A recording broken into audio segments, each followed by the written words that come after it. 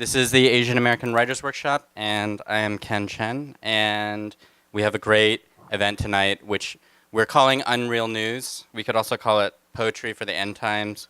We could also call it a book party and sort of going away party for Jennifer Hayashida. And we're honored to have John Yao with us as well. Let's give them both a hand.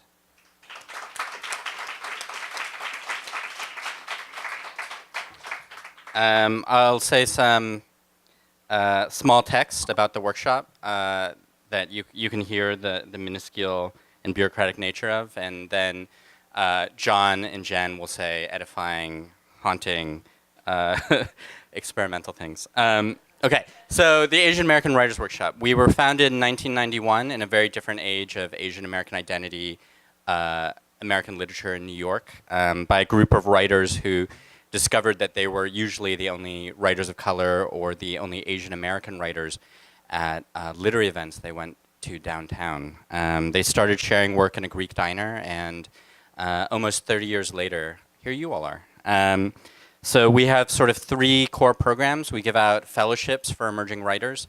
How many people here are writers? And some more who are too shy, like all writers. And how many of you like free money? We have 2 fellowships, the Margins Fellowship and the Open City Fellowship, which is a fellowship to write about Asian immigrant neighborhoods and Muslim communities in New York. And that deadline is coming up in early July. So if that sounds enticing, just Google Open City Fellowship, deadline, AAWW. So we have fellowships, live events like this one. We have events sometimes every day of the week, but definitely at least once a week. And we also have our online magazine, The Margins. If you go to aawww.org, we publish poetry, criticism, fiction, interviews. If any of you want to contribute, we have a submittable, and you can feel free to submit your own work. We also have a project that's publishing translations from East and Southeast Asia. So if you are a translator or diasporic, do that.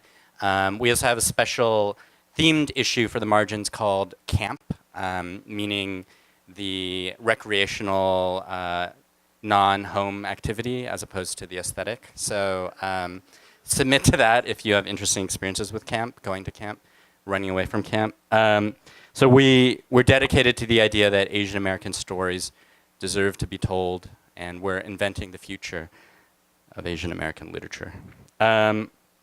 Okay, so I'm very excited about these 2 books. I hope you buy both of them. They're, I think, very exciting, and there's a lot of similarities, both in their aesthetics, their subject matter, and their approaches. There's a line in John's book, Bijoux in the Dark, where he says, "Even those of us outside the narrative were invited to attend." I thought that line was a good summation of parts of both of the books. In terms of what it might mean to write, not merely from the margins, but from a place that isn't even necessarily related to the center. You might not be invited because of obvious reasons regarding race, class, and migration, but I think the books are also about the way in which those of us who are alive in this time and place are kind of never invited because we're in this situation of transnational capitalism. If traditionally, lyric poetry was about writing about like pastoral spaces or the home, private space of, lyric reflection. A lot of these books take place in non-spaces, whether virtual spaces like the computer or public spaces like the subway, headquarters, work.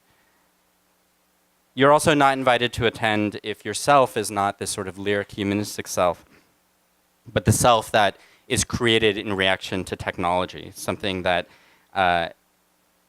is not entirely about having a deep bourgeois innerness, but to kind of paraphrase the title of Jen's book, something that a machine might have written. I think both of the books are not overtly about this, but there's a way where all of us now, not because of implants or chips or jacking into computers, we're all cyborgs because of the way that we're constantly using the internet or changing our own identities in reaction to technology.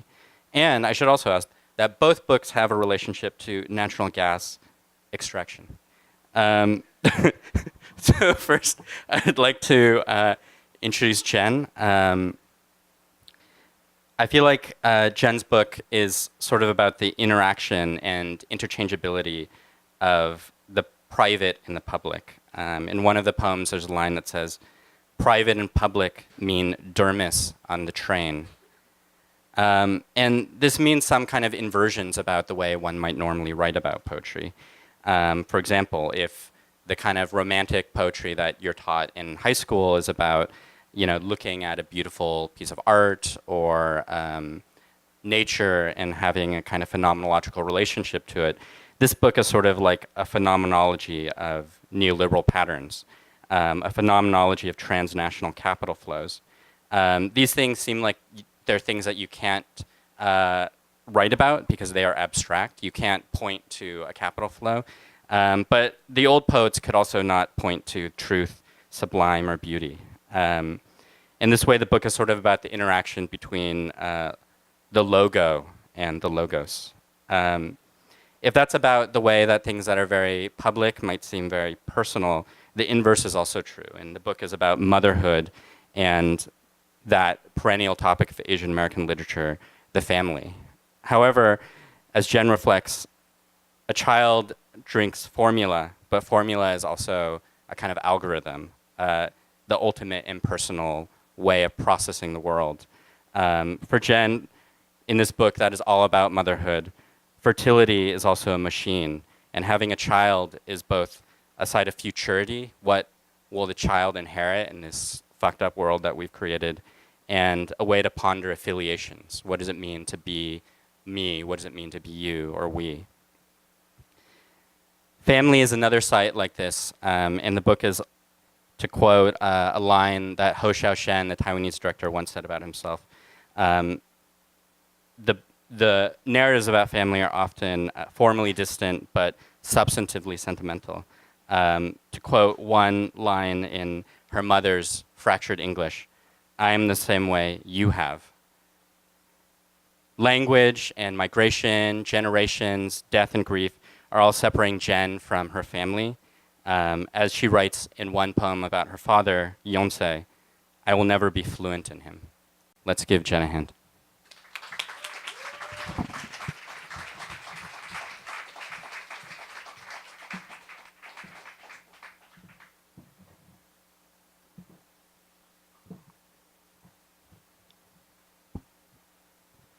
I very rarely have to raise the microphone. So, this is a big moment for me. Thank you, Ken, so much. Okay, deep breaths. So, I wanted to say a few things. I wanted to thank Ken in particular. I wanted to thank Sophia. I wanted to thank Tiffany. This is a huge deal for me, obviously, because it's my first book. But the other thing is that it was a really shitty year, so it means a lot to me to see so many familiar and lovely, oh my God, pervy, faces in the crowd. So I'm going to try to calm down and not knock things over. I also just want to say one thing about reading with John. Sorry, John. So John was my teacher when I was at Bard as a grad student in their MFA program, and he was in many ways the one person who kept me sane in what was otherwise a kind of crazy program. And so I wanted to thank you for that. Because as some of you might know, MFA programs are bonkers. And there were others in this room who sustained me there too, but among the faculty, John was without a doubt the most level-headed and insightful person there. So I just wanted to say thank you, and it is a huge deal for me and a very big honor to read with you tonight, so thank you. And on that note, I'm going to do something that my friend Fred Schmaltz does in order to get over his nerves, which is I'm going to read somebody else's writing first, and then I'm going to read mine. So I'm going to read from John's book. This is awkward. Hawaiian Cowboys, which is one of the most amazing books ever. And I'm just going to read one paragraph from one of the pieces at the end. So the title of the piece is Things You Said to Me When We Were Lost. Is this horrible? Okay, good. I have to say this. It's easier to train a dog than a man. You get a dog when it's a puppy, and it's pretty easy to get it to listen. But anytime you think about getting into a recliner with a man, You have to remind yourself that he's already been housebroken, in a house you wouldn't step foot in, much less get a glass of water from. Right? Sorry, I'm gonna do something a little bit pretentious, but these shoes are really uncomfortable. Okay, this is my book.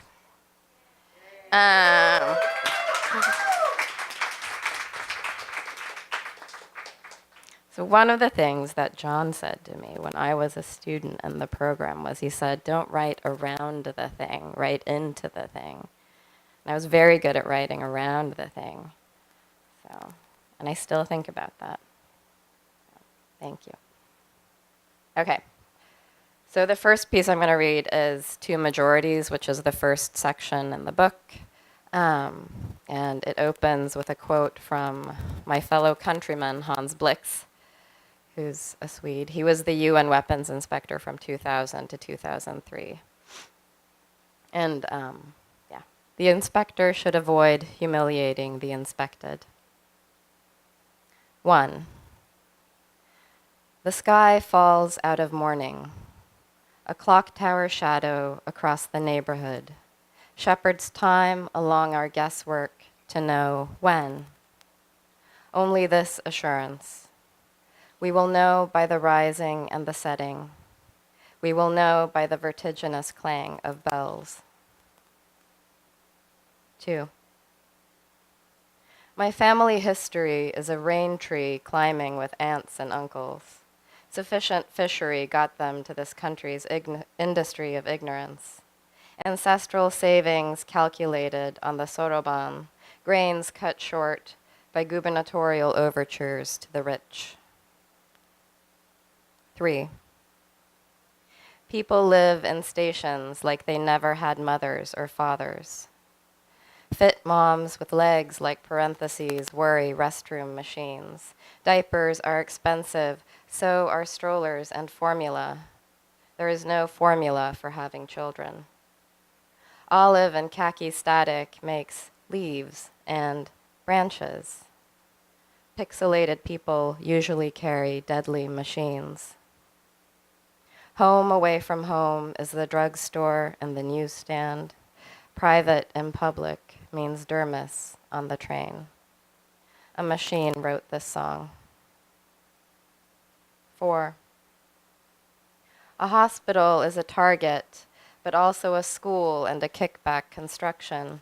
A meeting place is a memory and also a nocturnal strategy, a project. You who are sleeping, do you know those orange shapes? The architecture of the prison, what sentiment does it convey? The man who flew there to inspect speaks to us from a 13th century pulpit. 5. As they did for my mother and her mother before that, stitches tear away no matter how I wrestle with the needles. I do not have the right inheritance for domestic preoccupations, nor do I want to consider natural gas extraction, automobiles, tsunamis, nuclear proliferation, a hairdryer in water, or repeated use of the word debris. 6. Birth can be slow and efficient. The child torqued on her way out like an Olympic diver. The mother stood on all fours, a head protruding from her ass. We said, of course, and all fear was gone. A newborn child's cry is an accommodation of the social through sound. You who feed off me, who have fewer worries than I do, ask yourself, Q, how big is the earth? Q, what is its fundamental thesis? Q, what color is still left for invention? I can only conclude that I do not love anonymous fetuses. They make me shy in the face of my own fertility. Fertility means worrying that the engine is going to fall out of the machine. 7. When my child complains of the future I gave her, I will be well prepared with an artillery of counter-arguments. No, I was not born yet. No, I never drove a car. No, there were protests. I do not know the names of birds, trees, or flowers. Hi, bird, I recognize from 1997. Hi, tree I saw in Wyoming. Hi, weeds that grow in Stockholm, too. 8. Like us, our vegetables are well-traveled. Truckloads will pass through our bodies in a lifetime. An Alaskan village moves inland to escape the encroaching ocean lip. Houses high in the air, hoisted to topographic safety. Watch disoriented cattle graze the same plot over and over, huddled in their spacious but lean patchwork. Include wealth, Katanga, miners tutored in globalization by thick radio waves. The scathed dairy farmer returns, felled by a hold in the news. He is old, blurred to the bone by boring reports. Nothing, they say, the grammar of their daily sentences long exhausted. 9. This tectonic drift from coast to coast, black water in the shower and pre-recorded reveille. The struggle sprang ahead by mid-afternoon, but it was night there. They scrambled darkly for mines and guns, slept dreamless, cupped beneath helmets. We who tanned and ran to the water's edge, boiled with fear, but felt no solidarity with the old, the infirm, the ones who had to be locked up at night. This tour of duty will be brief, I'm sure. 10. Children are ideal candidates and housed in bleached high-rises 6 blocks from the new recruit HQ. Each street is named for a soldier. Billboards advance armament and amputation. Her mother wants an open casket, imitation silk, skin taut and rosy. Pocked remains posthumously uniformed. The cloth is a contract, an infernal jumble of stripes, stars, and landmine weave. Stations are abbreviated. Squinting sunset makes the platforms too narrow to pass. Everyone crowds through automatic doorways, weaponized angles of elbow and knee. I nod off, then on.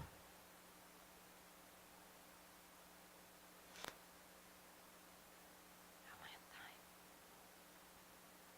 I lost track of time. Okay, thanks.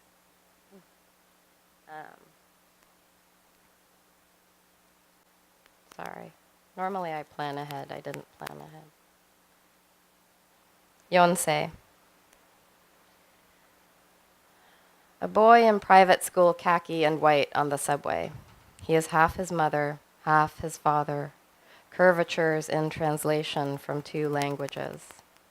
From certain angles, my father and I were almost familiar. Yet I will never be fluent in him, and he does not know about the new apartment, the barking dog, the neighbors' planters on fire. This looks Japanese, the store that sells groceries on a 2nd floor overlooking 3rd Avenue, the city from afar, then the bus, the same man always in the kiosk by the subway station. The is definitive, not like the dreams I have where I make peace with my mother and a friend says, he held my hand throughout. The is not a curve, but a right angle to itself, like poet is poet even in Swedish. The deer watches me. A solitary crow rises from the forest line. The deer turns. I think of the deer and I as we. We are standing in that field. The boy on the subway was we, as my father and I never were. Familiar curvature of a stranger. Stranger then that they also sleep, the boy, the deer. Sorry, I was thinking about that first poem, or the first long one that I read. I I don't have a hard-ass Asian mom, but my aunt, so my dad's oldest sister, emailed me to say, congratulations on the book. And the second line of her email was, did you mean to write blah, blah, blah on page 10, which was clearly a typo? And it's like, no, of course I didn't mean to write houses hoisted high in the hair. I meant air. But that was her form of praise, I guess. Yeah.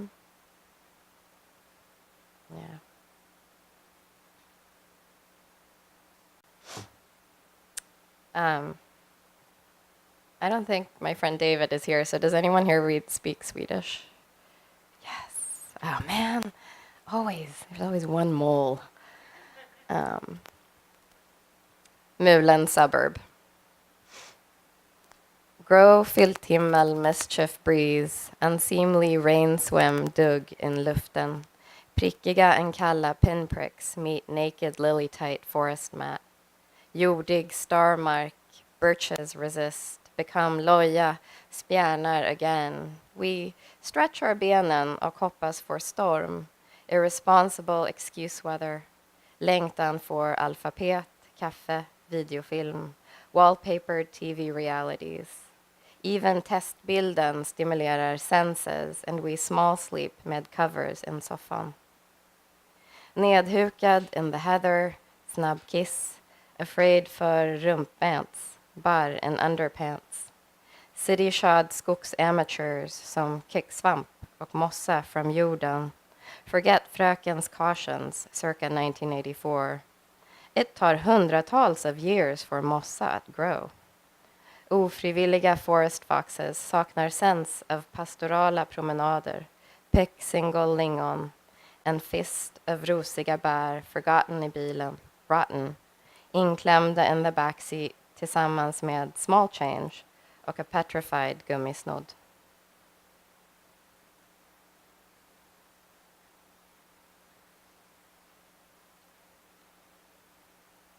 Embroidery. To prove I am sorry, I shovel snow into the night.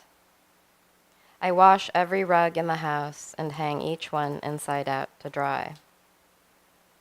You need a ride to the pharmacy, and I arrange for an operation. This is the year of the ox, so I build a clay replica of your childhood. The clay is from China, and I store it in a warehouse down the street. You consider the ox brutish, so I sweep out the hallway and wish you could sleep sounder, longer.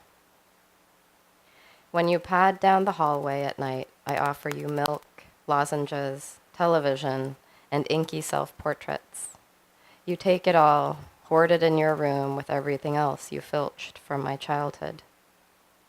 I am late, so I bring something home that I think will make up for lost time. You cook artichokes, and when mine falls to the floor, you say, we are still shaken by recent events. The death of my grandfather 30 years ago is one of them. Another is the way someone talked to you on the train when you leaned across for the free weekly. The minor transitions disturb you, as does the wind, so I build us a chamber. You call it mines, and I am too young to argue.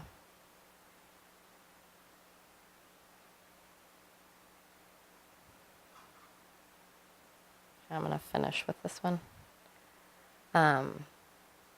which I wrote for my daughter, Mio. Levity or animus. Swallows sleep beneath eaves. The postal terminal is a landscape. I display a shoulder adorned in ornithology. Youth are flaxen and awry, brazen, cheat at games with electromagnetic ventriloquism. Flummoxed boomers decode new century characters, flash palm-sized screens, awash with meetings and digital tedium. When I reach the head of the line, I will remove my body. Back away, back to front, front to black. Thank you.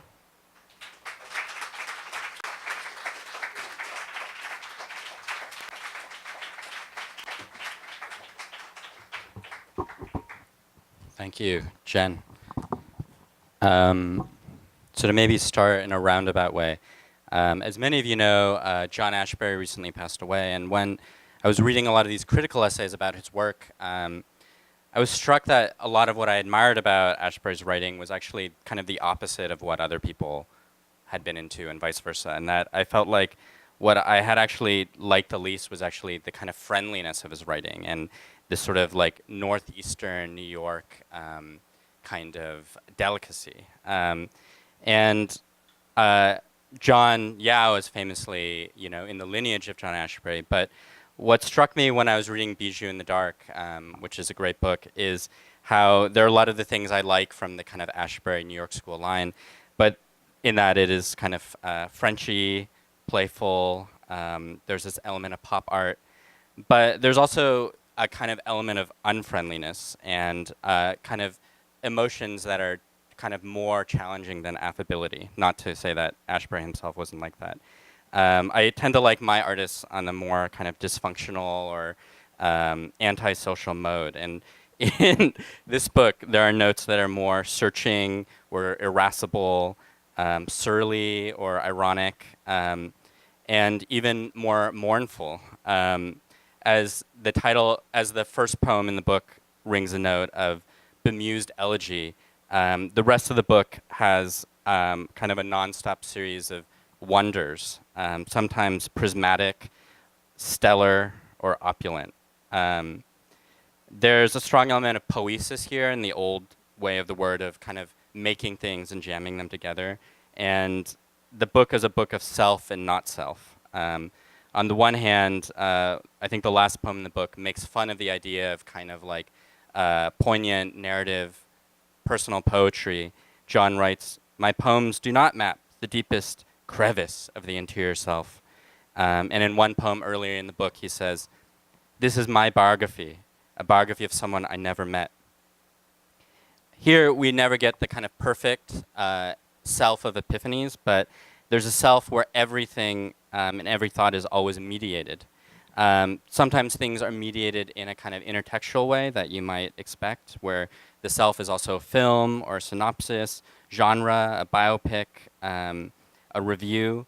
But anything can be a form of mediation, even a shadow, a mirror, a tattoo, or an email error message.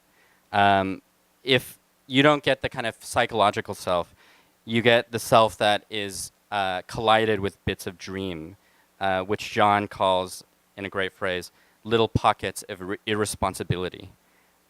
These types of irresponsibilities can take the form of mass and high culture, as well as oniric symbols. There's one section that's kind of like the Egyptian Book of the Dead, written by Rene Char and Daffy Duck, and as well as kind of like film and art culture.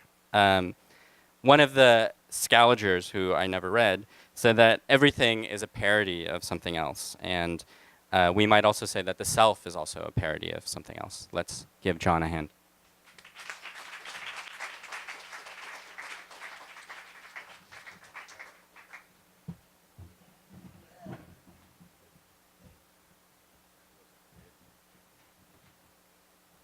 I had two neat so they feel old already. Can you hear me? I'm gonna read from this book that came out 6 years ago.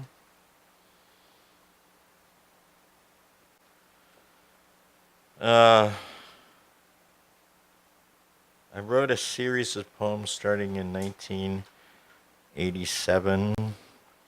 I was watching a lot of Hong Kong wuxia films and others, and it occurred to me that we needed a detective. Genghis Chan, Private Eye. I was floating through a cross-section with my dusty wine glass when she entered, a shivering bundle of shredded starlight. You don't need words to tell a story. A gesture will do. These days we're all parasites looking for a body to cling to. I'm nothing more than riff-raff splendor drifting past the runway. I always keep a supply of lamprey lipstick around, just in case. She laughed, a slashed melody of small shrugs. It had been raining in her left eye. She began, a cloud, a story, broken in two, maybe four places, wooden eyelids and a scarf of human hair. She paused. I offer you dervish bleakness and glistening sediment. It was late, and we were getting jammed in deep. I was on the other side, staring at the snow-covered moon pasted above the park. A foul lump started making promises in my voice. I read one more from this series. Genghis Chan, Private Eye 6. I'm just another particle cloud gliding across the screen, a swamp chanter doodling on the margins of the abyss. I prefer ratbacks to diplomatic curls. I'm the owner of one pock-marked tongue. I park it on the hedge between sure bets and bad business. Anyway, I ended up writing 44 of them, I believe. It took me years. I read one more from this book. So, yeah, I'm turning 60. Hi, my name is Sir Geoffrey. I'm a limpid nerd. This doesn't mean I don't possess many special qualities, or I'm not warm, even sensitive, when summoned to the head of the line, as I just have been. My skin tingles when I pass a cage full of rabbits. I like chop suey, except when it's crammed into a can. I'm a robust marshmallow 4 days a week, but I've been known to ingest long strings of meat when they haven't been individually wrapped in plastic. When you cross the last threshold, shed your sacred dog mask, stranger, and burst into tears of unrepentant joy. This is all I will ever ask. And you'll see, so I didn't mean to get into this habit of writing poems after I turned a certain age, because at a certain point, obviously, it'll stop. After I turned 65, you know how, like, you probably never had this thought, but you see an old person, you think, that person's crazy. You ever think that it might be deliberate? After I turned 65, I start asking my coworkers if any of them want to rub my invisible tattoos. I tell neighbors to ponder clarity as if it's something that can be grasped. I pretend to be an insubordinate squirrel at family gatherings. I memorize how to be vile in different languages. I take up designer drugs and change my taste in music. I secretly keep track of all the people who call me Pops. I burn down my childhood tenement in a gentle fashion. I try different styles and flavors and announce none of them suit me. I call a halt to all relationships that smack of the personal. I babble whenever someone asks me for directions. I tell lies about my adolescence in order to impress strangers with my pain. I learn to make the sounds of a man who's happily surprised. I insulate myself with voicemail and incompetence. I've read this before, but I'll read it again. This is for Paul Ryan, who you may have heard of. He's an idiot. I dreamed the senator announced on national television, if you're over 65, you should do us all a favor. You should hurry up and die as cheaply and efficiently as possible. This being America, these are the facts. You're a drag on society. a stick stuck in the wheel of progress. I don't know why we still accord you human status when all you do is take up space and cost us money, like a bawling infant or a surly pet when you are neither, and you aren't spending or saving enough to justify your pathetic existence, or you're just spending it on laxatives because you're full of shit, and we already got enough on our hands, so go on and get out. If you're over 65, you need too much attention, and you've already had enough from us, and you shouldn't get any more, you whiny bag of flatulence, you slimy patch of expectorant sliding down a dirty wall. If you're over 65, the government's sending you money, wads of money every month, because you didn't earn enough in your lifetime to take care of yourself in your old age. You weren't able to think ahead, which means you're a failure, as worthless as the trash my wife carries to the curb every Wednesday morning, because I'm too busy trying to figure out how to get rid of you, and you, and you, and you. And frankly, not a single one of you is worth dealing with. If you're over 65, why not choose cremation, step into oncoming traffic, or fall off a bridge? Just get on with it. I'm sure there are enough people waiting to pick through the little heap you accumulated in your miserable life. You might as well end the pain and start giving everything away now. You won't need it where you're going. If you're over 65, you're breathing my air. It's time you stop, because my family and I need it more than you do. We always did. So, I had this really, a few years ago, there was this article on I sort of have a bad habit of reading all the crap on the internet, especially when it comes to anything about being Chinese. And there's an article about, you probably know about or heard about, a young woman in a mall in Hong Kong is shopping with her boyfriend, and she won't leave the store, so he commits suicide by jumping off the, you know how malls always have that food court in the middle? So he, I guess, evidently jumped into the food court, so the article went. And so I started following every thread about this, until I was quite insane. And then that led me to other things. So I'm just going to read, and if you know anything about movies, they always kill the Asian off in the first 5 minutes of a science fiction movie, so they don't have to deal with that person anymore. So opinion sonnet, so these are called opinion sonnets. This is 3. Though seldom labeled the Chinaman, long song, long do or ding will do. Still routine to be returned to pulver and first shockwave shooting across silver screen before depth of real story begins. Bland, spotless expression worthy of his race, usually decked in red, yellow, or highlighted green. Shorthand that he is sacrificial pig, soon to be dangled, plunged, flushed, or frozen, before slurping prognathous blob-toting lurkers, mildly curious prop destined for smithereen pile. There must be nothing left to put back together, not even scraps of scavenged name, much less look-alike face. 4. Plus, I don't understand their food. Who eats chicken feet? Eggs buried in mud is unwholesome.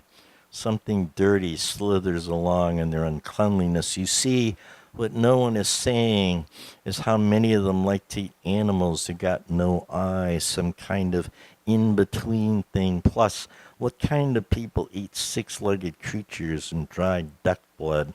You know there's something not right about putting frogs and grasshoppers together. They aren't friends on earth, so why serve them at the same dinner?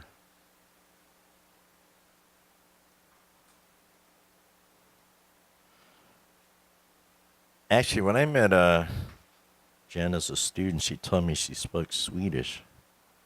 And they immediately said to her that she had to translate Swedish poetry. Because then I said, imagine what Asian American literature will become if you translate from the Swedish. all those people out there won't know what to do.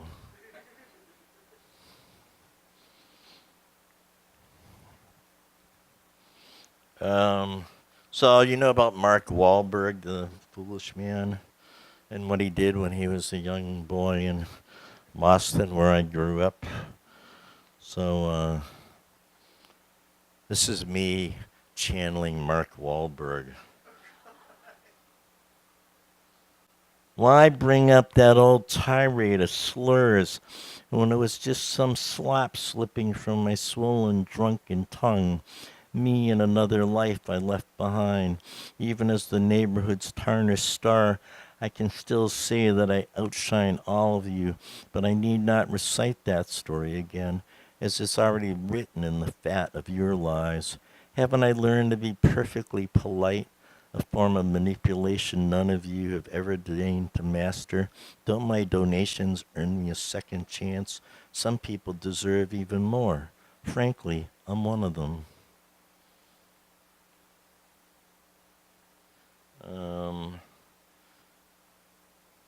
So I wrote a lot of poems called pantoums, which is every line is repeated twice in a specific order.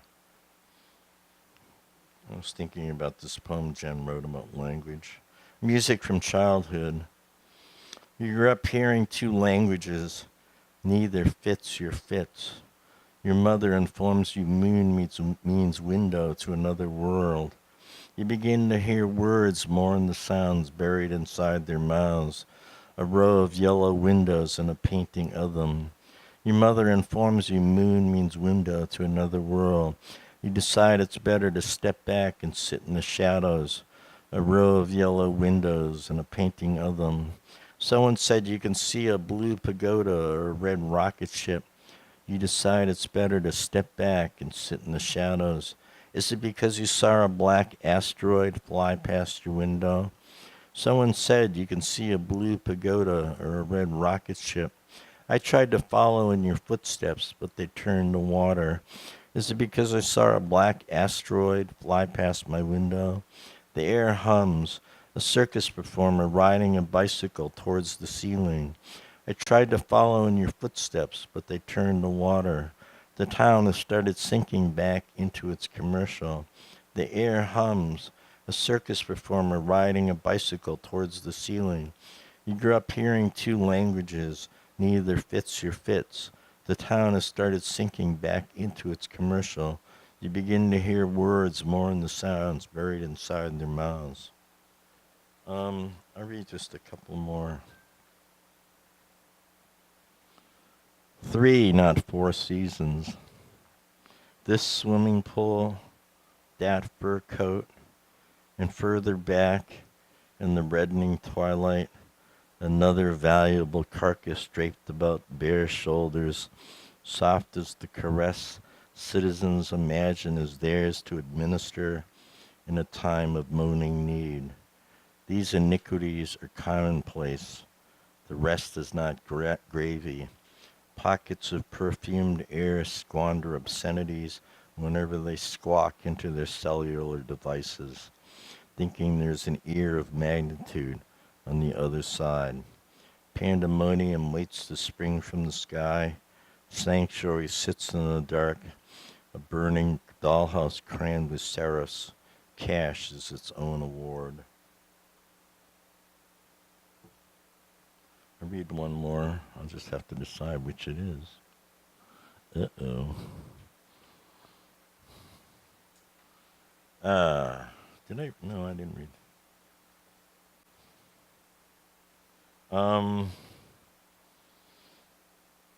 If you watch a lot of movies, as I do, I love that you mentioned Ho Xiao Shen. I just watched The Assassin for like the 3rd time. What do you do when you're not writing? Oh, I watch a movie over and over. 10 famous outtakes. I decided to invent scenes that weren't in movies that I imagined were made, but probably weren't. 1. Before a retired lovesick assassin embarks upon making a detailed list of his Machiavellian shenanigans, dating back to early childhood, he decides it might be best to study cryptography. 2. Velvet ropes are used to suspend the beautiful but unscrupulous inventor above a vat of rotting perfume where rats frolic in the steam.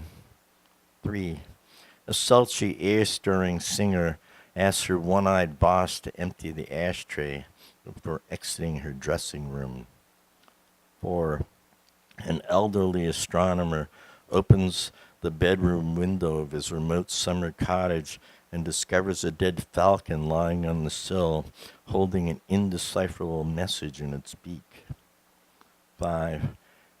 This memory is for Rose McGowan, now that I think about it. After shaving her head, the award-winning actress decides to settle for a small wordless role so that she can make an offer that no one, not even the film's director, will be able to refuse.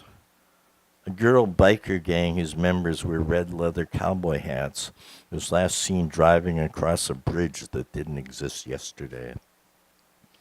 7. The students ignore the warnings issued by a group of stern faculty until they discover one of their classmates' heads buried in the schoolyard. 8. After the traitor forgets to send the truck careening over the cliff, he drives home where his wife and 2 adoring daughters run to greet him. 9. A failed bigwig thinks it might be time to become a writer after stealing a manuscript from a dying street peddler. 10. A deranged swordsman returns to the village where he was born to look for his twin brother, who, everyone tells him, never existed. Thanks. Should we sit here?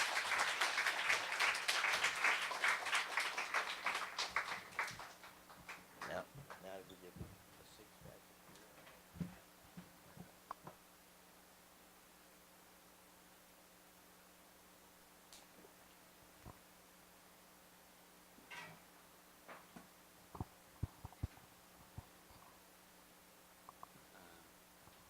We have special booze messengers.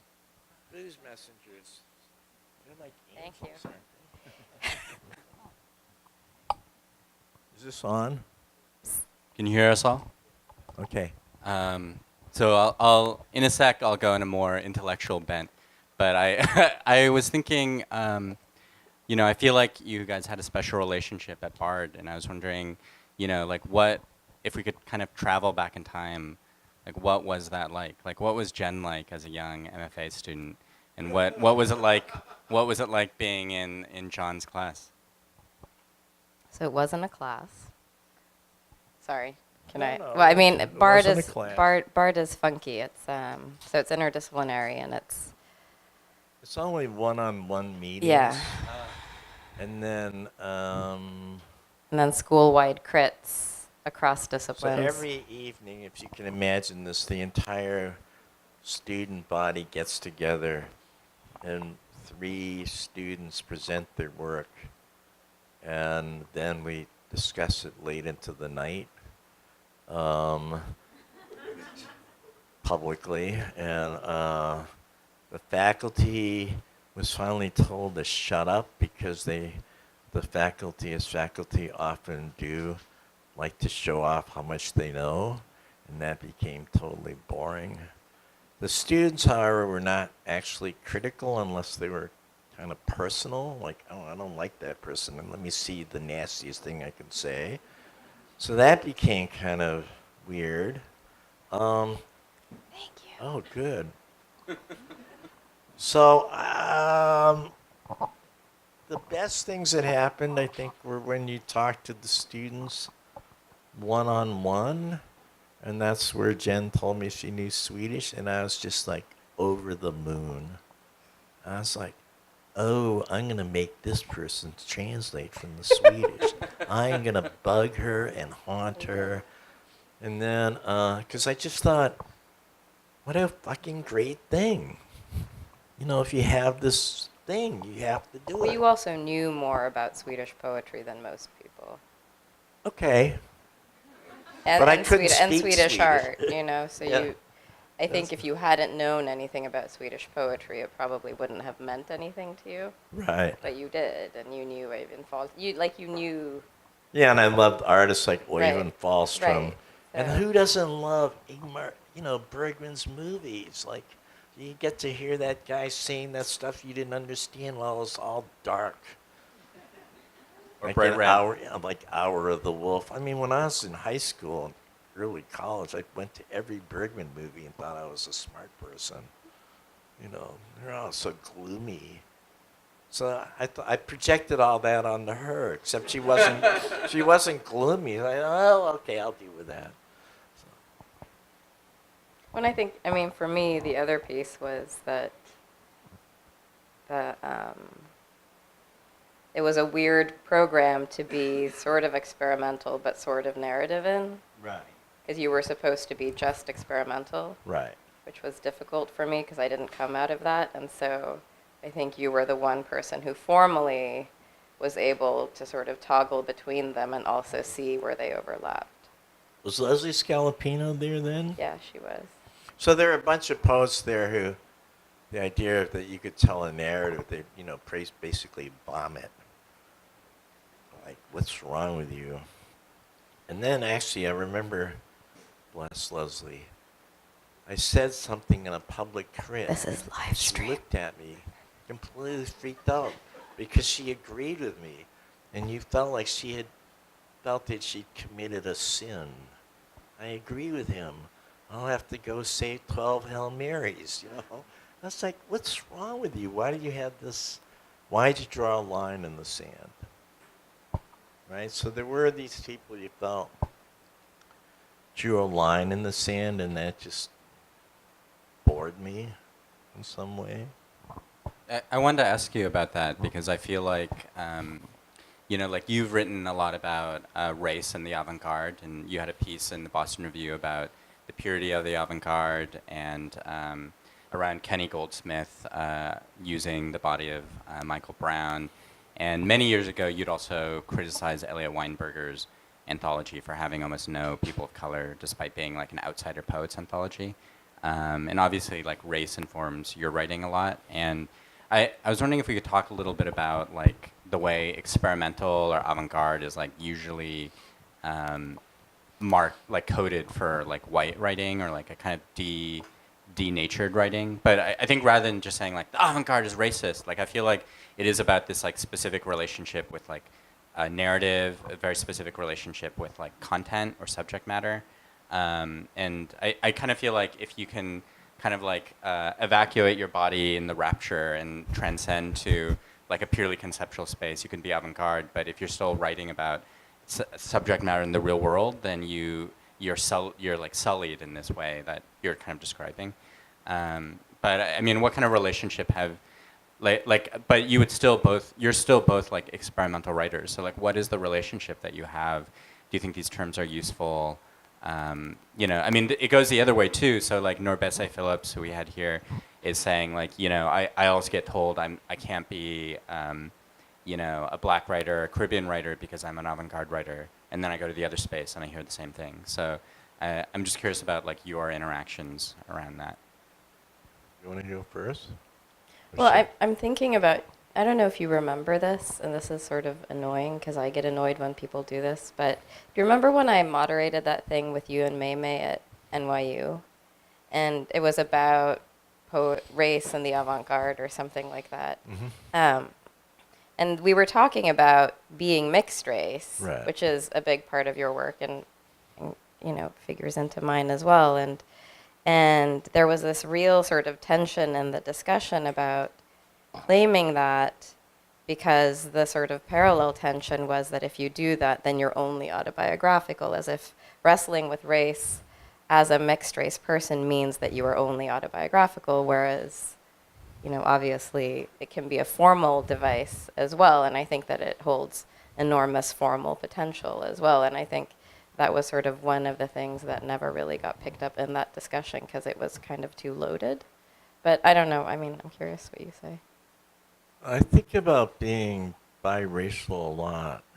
I mean, Hannah Black. Do you know the story about Hannah Black? She's when Dana Schutz did a painting based on the Emmett Till, she said it should be burned, and she suddenly was quite well known, because usually when you say something should be burned, that gets you instant attention, especially if it's a painting. And she later said she was biracial, but she hated that fact. I thought, wow, what is wrong with you? Like, what's the hatred? Like, you're hating half yourself, you know, and that there has to be cheap psychology, some kind of deep self-hatred there if you hate half your being, you know. So, and my daughter is like always trying to figure out what she is, but she identifies as Asian, but she knows that she's like, I'm an Asian Jew. Like, she'll say things completely, you know, like muttering it. So I'm kind of happily, you know, and I think the world is going to be interesting when it gets more mixed up. That's what I think. And I think in a way, as thinking about the avant-garde, that it was always based on a notion of purity. You know, that Clement Greenberg drew a line in the sand. You couldn't do this, you couldn't do that. And I thought, I'm not pure to begin with. Why would I be interested in any kind of purity? Why wouldn't I be interested in all the things that you're not supposed to do? Or I wrote a series of poems called Borrowed Love Poems, because in the 90s, there was this avant-garde notion that you couldn't write a love poem because if you used the word I, you're immediately sexist. And I thought, ooh, that's my next project. You know, like, if someone says, you can't do that, I'm going to try and figure out a way to do it. And so the two poets I used in that poem, one was Robert Desnos and the other was Mandelstam. They wrote their love poems in concentration camps. Are you going to say to me, you can't do that? Right? I mean, so, and there's a part of me wants to, like, push back against every definition. And also, I remember I went to an Asian American conference that Garrett Hongo organized. It's where I met him and David Muir and Arthur Z. This was in Berkeley.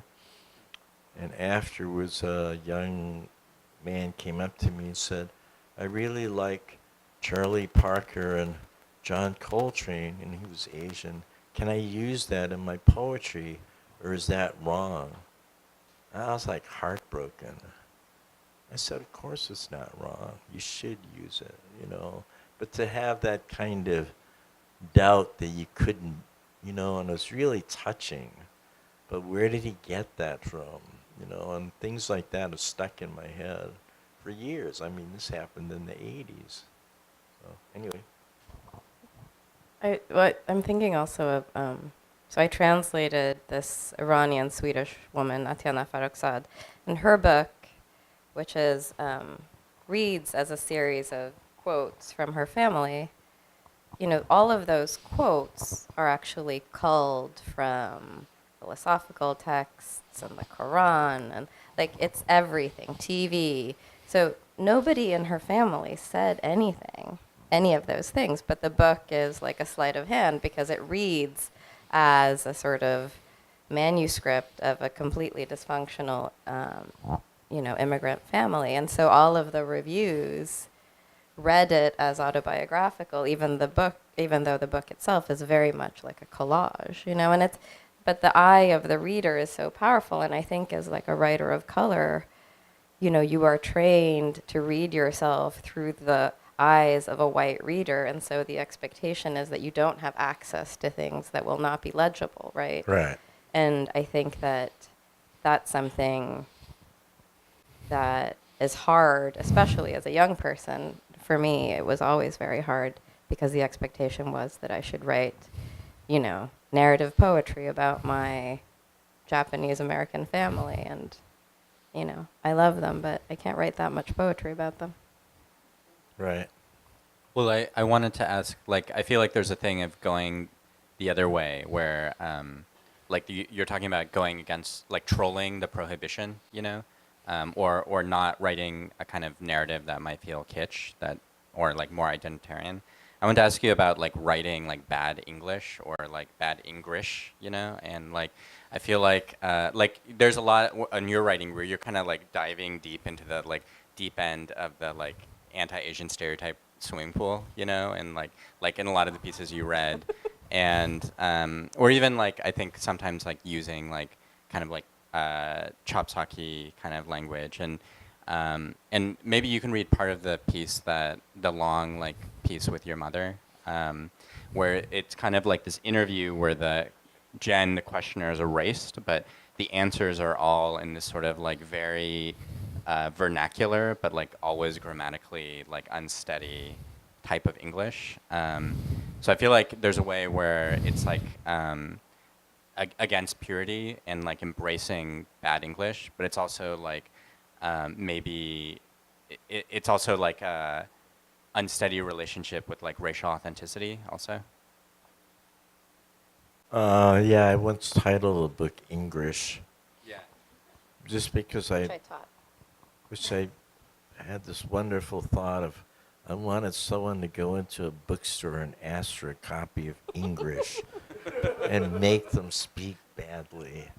So, I was actually looking for that on Amazon like before this event, and I just found all these manuals of like racist jokes, like English to they're like racist like. oh no, I Chinese have jokes. piles of them in my house. I read all the ways English gets screwed up. I'm interested in all of it because there's a relationship between sound and meaning that I'm really interested in stretching out as far as possible, so you don't quite know what the word is that's being said. Um, I live on a street with a street mosque, and I hear like 20 languages a day, and I can't sort through them or figure them out. And my neighbors after 9/11 were all freaked out because we lived on the same street as a mosque, and I was like, I don't think there's a problem.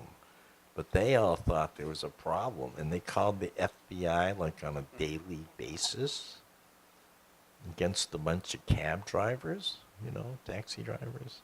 So I'm interested, but I'm interested in talking with these people that I don't know. They see me walking my dog. They all hate the fact that I have a dog.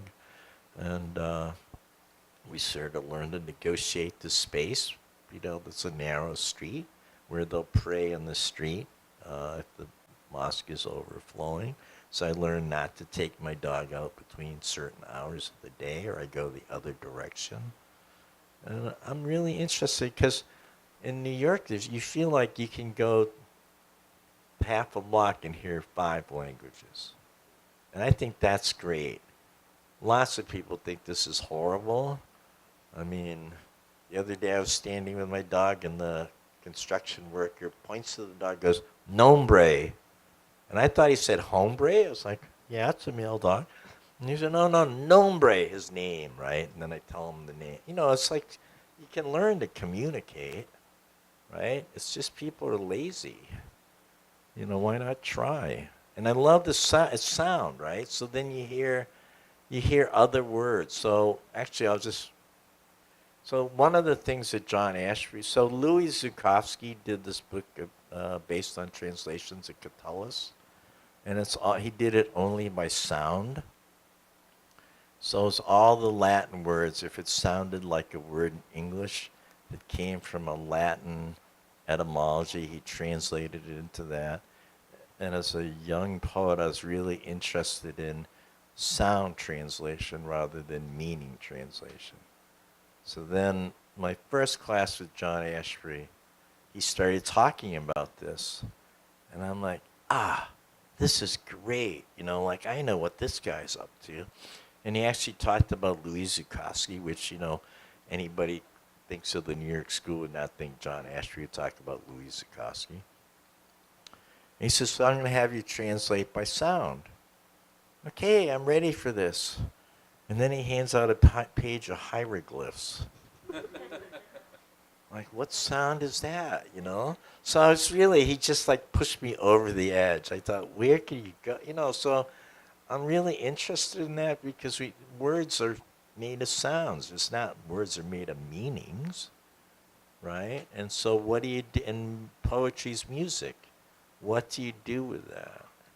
And I'm really interested in that. Because if you've heard more than one language, you know it can get confusing in your head, right? In an interesting way. I mean, I loved hearing you read Swedish. Wasn't that great? I was like in heaven. Keep going. Sorry, so I was thinking about the hieroglyphs. Is this what you're talking about? Yeah. Okay. I'm just going to read one section, or one. So it's a part in the book. And there was like a reveal about how I wrote this, but that's not as interesting. So it's an interview that I did with my mother in Swedish. So my mom is actually the immigrant in my family. She's from Sweden. She immigrated to the States in '65 as an au pair.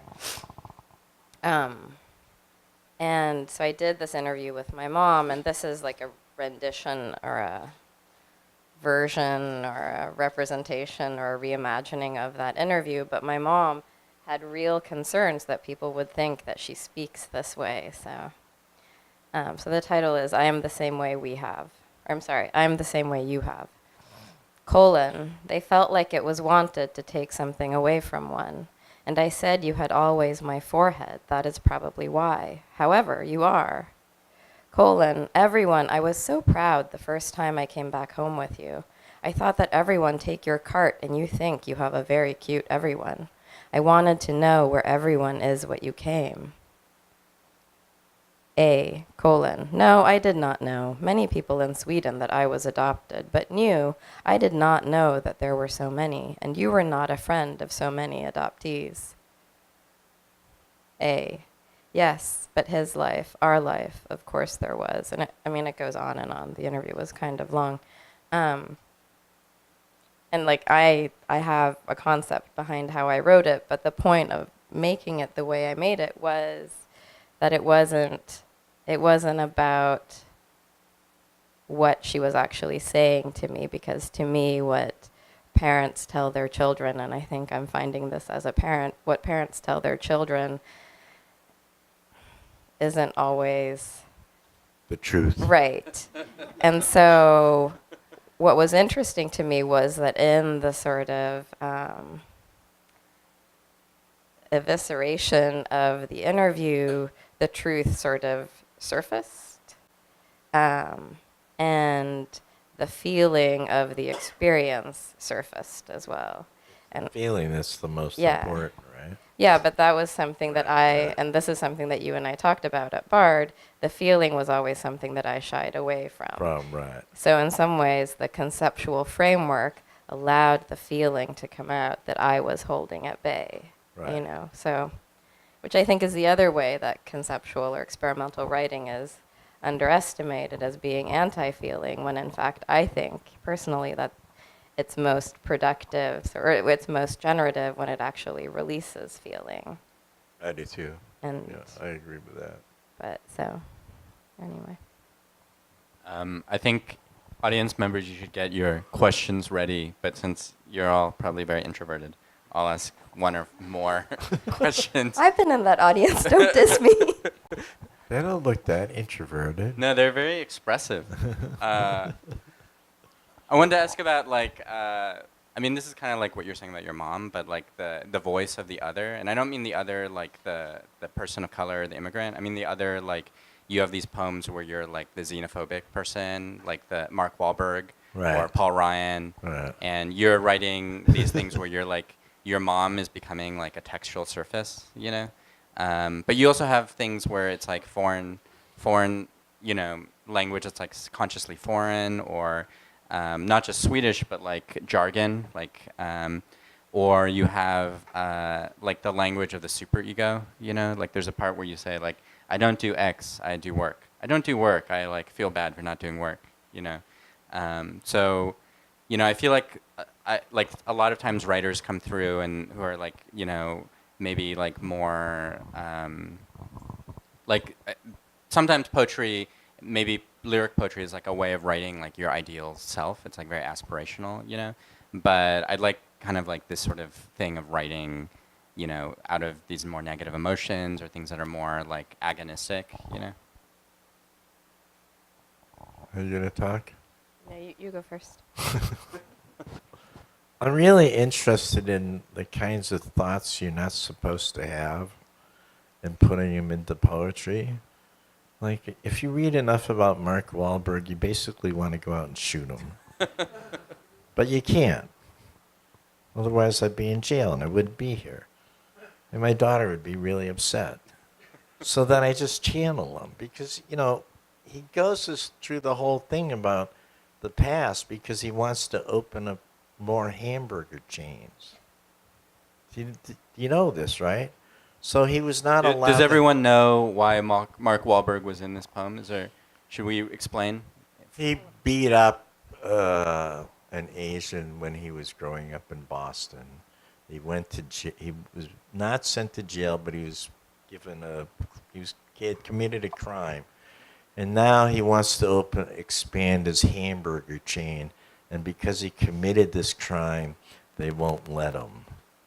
So then he starts saying how he's become a nice person. But I don't believe him. I just don't. I mean, anybody who wants to open up more hamburger stands cannot become a nice person. That's just a fact.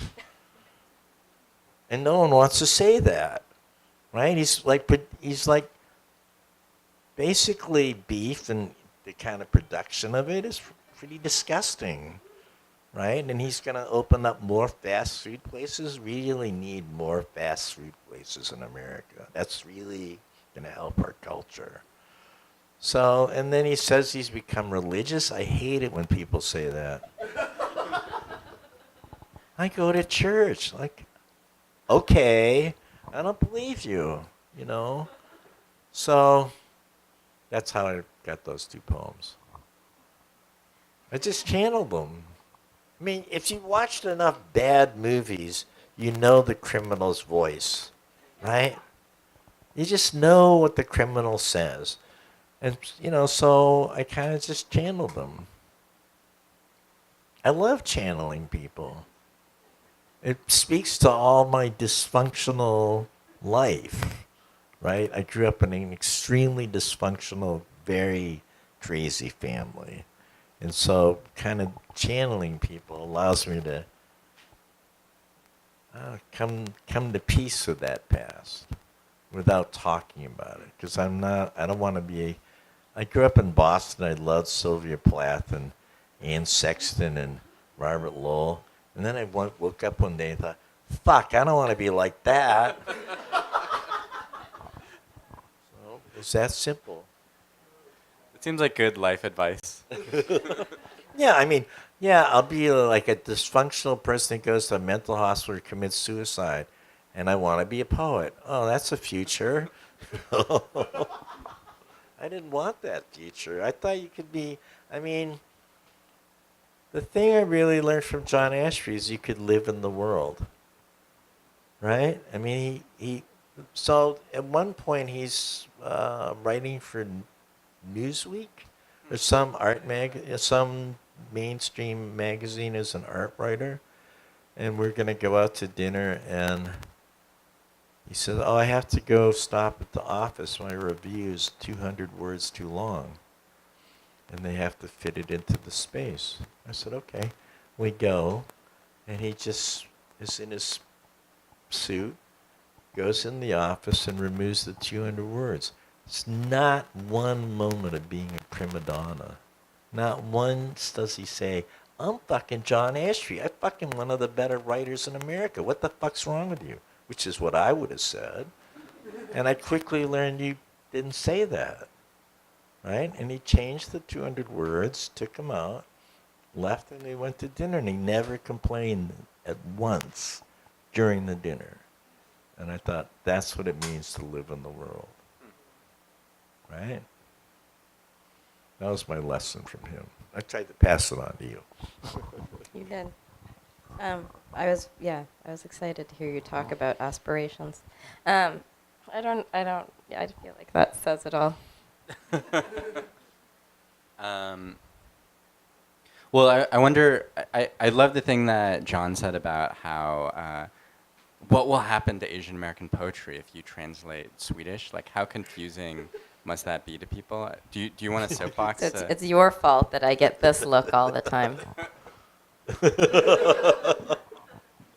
I thought you translated from Japanese.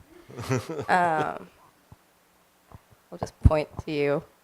I don't know. I mean, I've read from translations on this stage, and it always feels like, I mean, translation has a very strange place in Asian American literature. I think that's my bigger sort of issue, besides how I'm racialized as a translator and the expectation that I not translate a quote-unquote white language. I think the other piece of it is that translated literature is sort of awkwardly located within Asian American literature. I think there are people increasingly working on that, which I think is great. I think Kaya is doing a great job of trying to sort of invigorate that discussion. But I think that, I don't know, I think it's still really unfolding as far as how race and translation and these sort of categories that I really believe in politically around literature are going to coexist. So, because I think that there are ways that translated literature, as it always does, because it's only 3% of the market in the U.S., but gets dropped out of the sort of analysis when it comes to writing by people of color in the U.S. and outside, and how they're in dialogue with each other. So. Questions from the audience? Right there.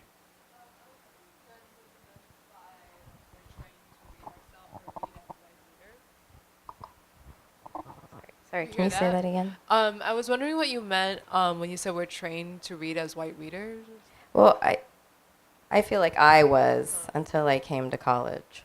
I was trained to read for the other and identify the other and not necessarily be sympathetic to the other, to not see the other as a protagonist.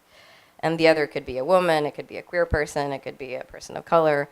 And the other thing is that all of my teachers, until I was in my late teens, were white and straight.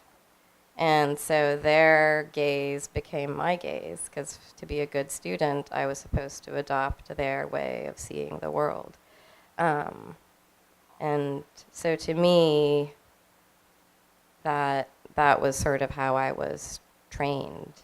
And I went to I went to Berkeley, and that was my first encounter with having someone tell me that there were other ways to read and other things to read for, was when I was in college, and I took I took a seminar in Asian American women's literature at UC Davis, and that was the first sort of encounter I had with seeing a person of color in a text and actually being expected to be sympathetic to that character. So that's what I meant. And I think that's not just me, but I will only speak to my own experience. So. Other questions? Thoughts? I actually never had a teacher of color in my entire life. Really? Just saying. But at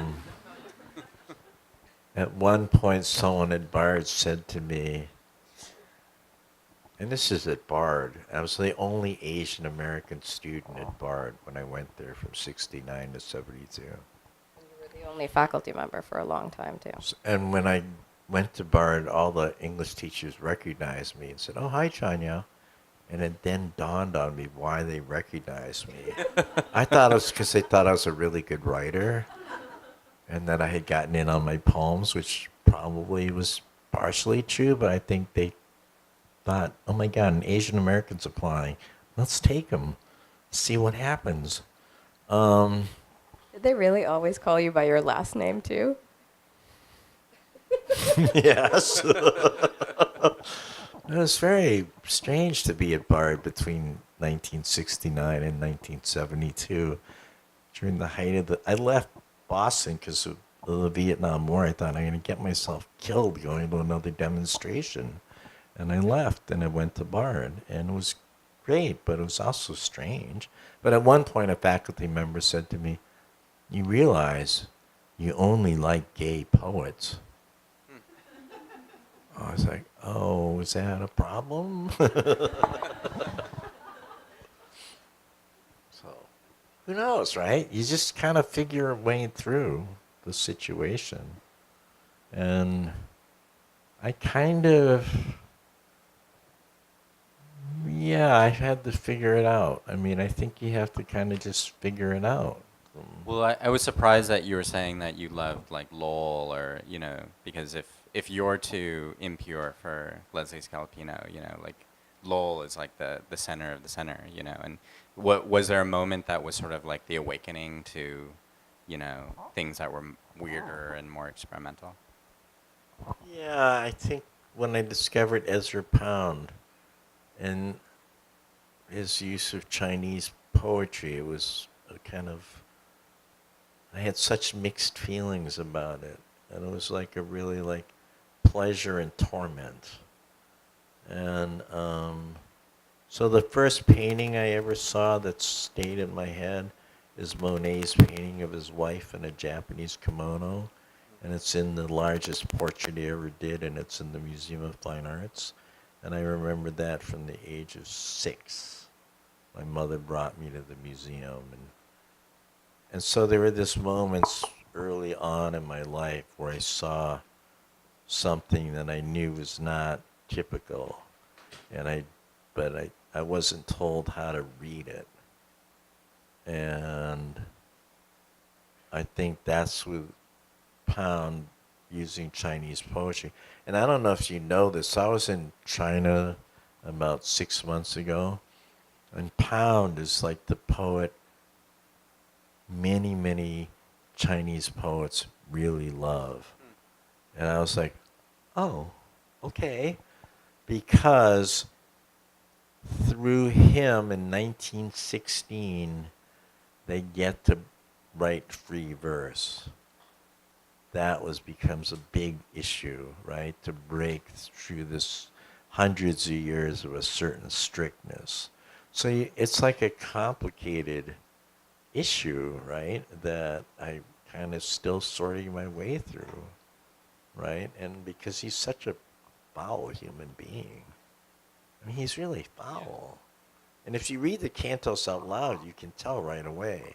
Because about Canto 16, you hear a guy screaming at you in like 5 different languages, but he's still screaming, you know? And I was like, there's a problem here.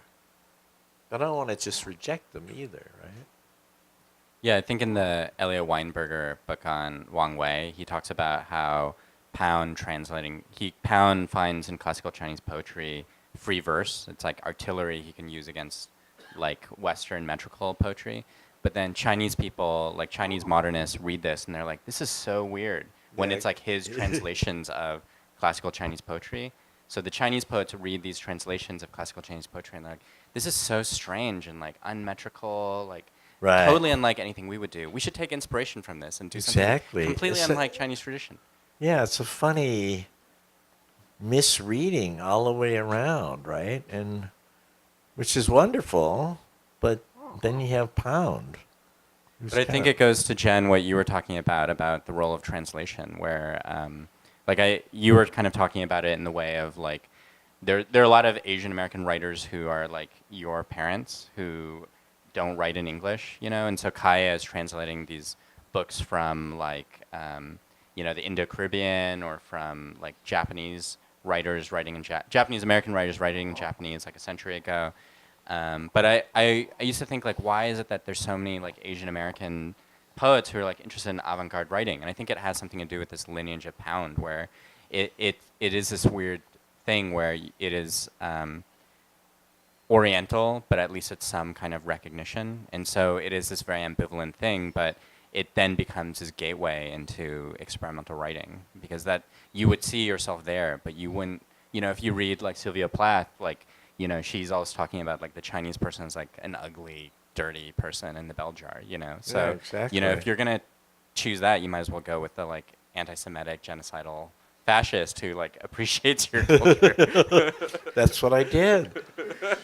And then I attacked Eliot for it, and he got all bent out of shape because he so idolized Pound that he didn't want to accept that you could have ambivalent feelings about him. You know, and then it's funny because certain poets would say to me, I really agreed with you, but you should have said it publicly what you said. What was I supposed to do, you know? So I lost jobs over that, actually. So it was very intense. And I wouldn't take it back if I did it again. I was probably a little too aggressive in my attack and maybe a little too emotional. And I've learned since then that if you're going to be critical of someone, you have to really put your emotions to the side. But I wouldn't change what I said, to be honest. So he said he stopped writing for a year. Did you know this? No, I didn't. Oh, so I was once, years later, I was somewhere, and after this criticism, they said, Eliot said, told them that he had stopped writing for a year because of my review. And then I said to this person, if that's the worst thing he ever got in his life is a negative review, he's had a fucking nice life. And that person went, because he knew I was right. You know, as aggressive as I was when I said that, he knew I was right. And I said, and those people who had worse might not have stopped writing. And I was like, okay. Or may never have started again. Yeah, exactly. Yeah, and I think Eliot is like a funny example because he's like Pound just in ways that are less obvious because there's not hieroglyphs, because they're both part of this imperial culture. And what people don't remember about Eliot is he had like essentially like a PhD in like Buddhist philosophy. So he would write these things in his diaries like the Asians make our philosophers look like schoolboys because they're so much better. And I remember reading like a Lynn Heginian essay where she's like, I really loved the beginning of Four Quartets, and then I realized that they were Christian dogma, but they're actually from Nagarjuna. It's actually Yeah, like I direct know, lift from like exactly. Indian Right. philosophy. But anyways, I'm sure you guys have. I'm sure you're enjoying our high modernist deep dive. But yes. Hi, first, thanks for reading. And second, I wanted to return to this idea of legibility and illegibility in your writing, and maybe related to the last question about a white reader. So I guess I wanted to ask what your relationship to this idea of writing that is illegible to a white audience, what it looks like, what maybe it has the power to do, and even beyond, incorporating other languages besides English into your writing, what it looks like. I think, thanks, Alina. I think for me, it doesn't have to do with being illegible to any particular reader, regardless of background. I think for me, it has a lot to do with generating language that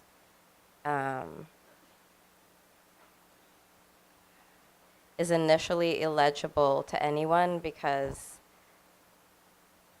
I don't want people to be lazy.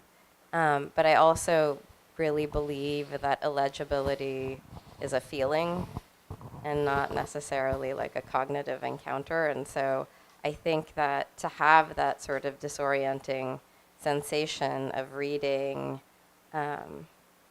something that initially appears to be nonsense, but then has not necessarily a deep meaning, but still has meaning, is like that sort of process and pursuit is what I'm interested in, like making people do that work, because I feel like we exist in this shorthand in a lot of ways that I think is really deadly and anti-poetic. And so I don't, there are times when I think of illegibility as like a political project, but I think I'm increasingly sort of interested in it as a, you know, like there are paintings I look at where I have that experience that I want to sort of reproduce in language. And so I like what you just said. I'm not going to add anything. Luis. Here, do you want?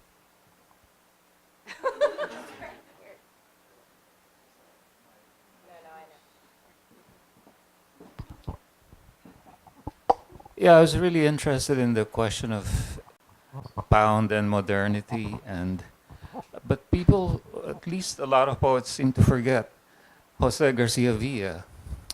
He was a very important introducer of modernity, at least to Filipino poets and Filipino American poets and other poets of different ethnicities. He had a workshop in the village for like 40, 50 years. And he hated pound. Okay, but that was his personal taste. But he came to modernity in a very strange way, because he was well versed in the lyrical tradition, but he wanted to shake things up. And he did introduce technical innovations. There's reversed consonants. There was the comma. That's the comma after every word. Yes, he was known as the comma poet. And a friend of mine did a satirical poem called Kama Sutra. It's like, but he liked that because he had a great sense of humor. So, for me also, we tend to look to people who introduce modernity to Eurocentric poets. But there are poets within the Asian American canon who develop their own idiom for modernity, and I was wondering if you'd care. I mean, this is kind of, history from the perspective of... For me, the big figures were Fredo Lam. Where Fredo Lam was Chinese and Afro-Cuban. Right. And went to Paris, went to Spain to fight in the Spanish Civil War, ended up in Paris, comes back to Cuba on the way back to from France to Cuba during the beginning of World War II. He meets Aimé Césaire, who had just finished the return, to the native land, and he gets to think about what identity means. He returns back to Cuba and does the great painting of the jungle, Yes. which is it's at MoMA. So I wrote an essay about the misreading of the jungle. It's seen as it's only about derived from Picasso. He doesn't alter the gods.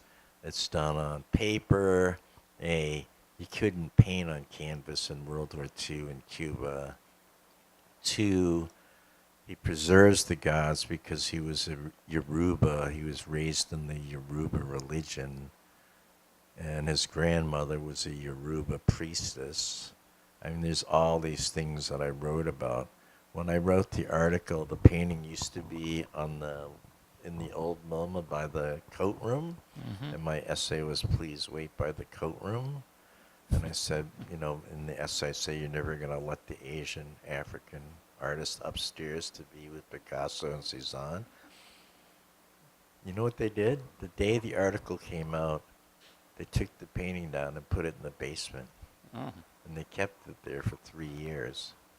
So, yeah, I mean, he's a figure that I've thought about a lot. Or Osamu Noguchi, another artist that I've thought about a lot. Noguchi was... He was a great artist he who was. somehow gets kind of Yeah.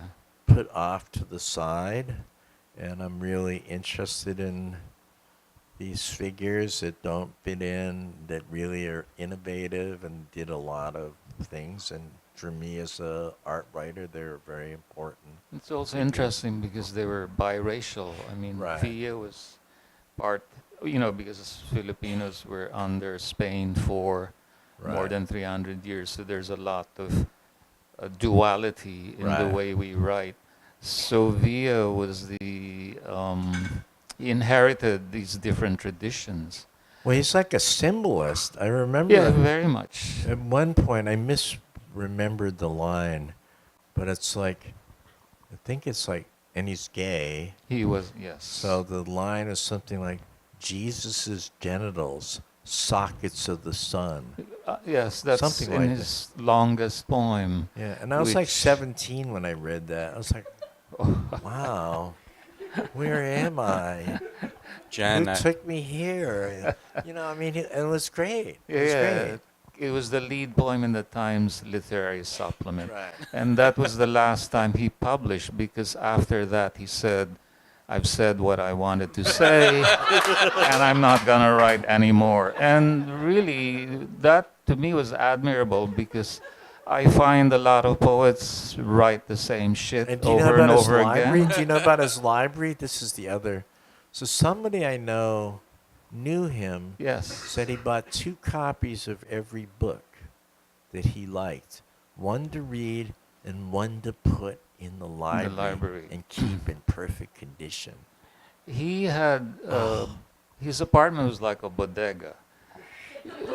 You couldn't really move because, a piece of bric-a-brac might fall. He had a Virgin Mary on one side and a portrait of Henry Miller on the other. And I was like thinking, this is great, Miller, the anti-virgin, and the Virgin Mary on the other side. Jose, It's like- Luis, have you written about this? Yes, I have. There's a I great haven't read book it, I'm by- sorry. There's a great collected Jose Garcia Villa from Penguin Classics, and Luis has written the intro. If any of you would like I need to Oh, read I that didn't check intro. it out. Yeah. So this is actually Sorry. a way of promoting the book.